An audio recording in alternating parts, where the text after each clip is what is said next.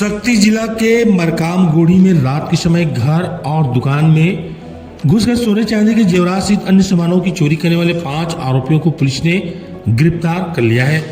चोरी के बाद सभी फरार होने की नीयत से बिलासपुर रेलवे स्टेशन में रुके थे, जिन्हें दबिश देकर पकड़ा गया।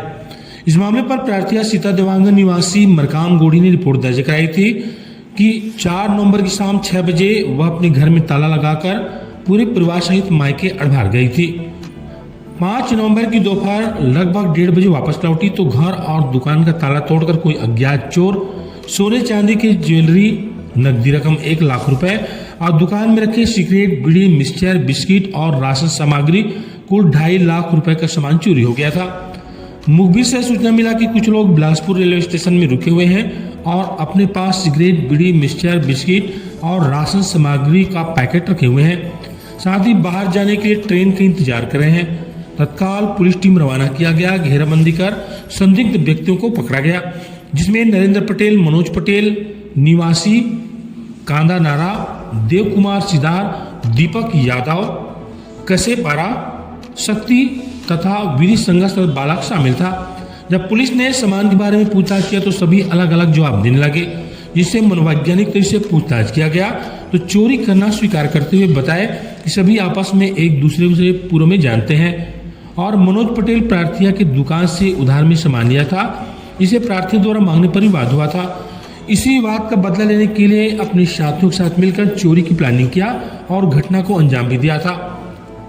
नरेंद्र पटेल पिता तिलेश्वर पटेल निवासी मरकाम गोड़ी, देव कुमार सिदार पिता बालाराम सिदार उम्र 19 साल मरकाम गोड़ी, मनोज पटेल पिता कीर्तन पटेल उम्र 26 साल ग्राम कांदा नारा, दीपक यादव पिता मनबोध यादव उम्र 32 साल निवासी कसेर पारा शक्ति और एक विधि संघर्ष बालक इस घटना में शामिल रहे। रात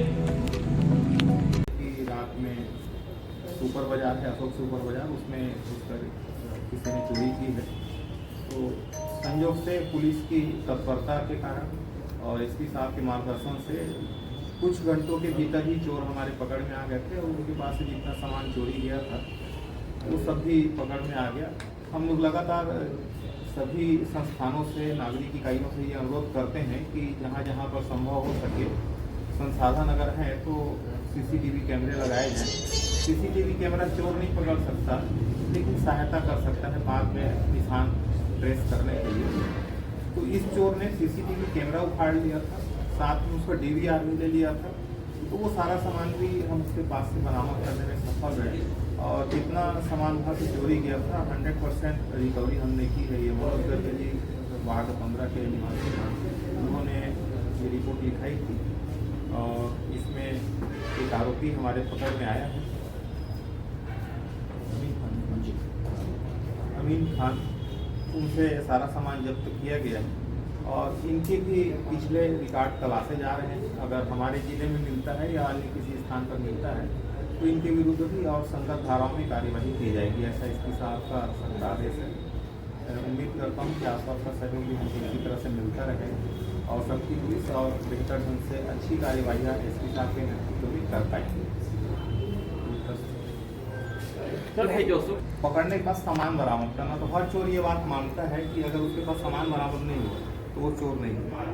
तो इसलिए किसी एक चोरी के सामान को हम बरामद कर लेते हैं तो दूसरा सामान बरामद कर पाना कठिन होता है और अगर बिना सामान का चोर मिल गया तो हमारे लिए बड़ा ही चुनौतीपूर्ण होता है कि हम कैसे उससे सामान बरामद करें। हमारा सौभाग्य है कि जितना सामान गया था लगभग उतना सामान उनसे मिल गया। एक व्यक्ति अभी हमारे पकड़ में नहीं आया, उसकी तलाश कर रहे हैं, तो जो बचा कुचा सामान है उससे उम्मीद है कि मिल जाएगी।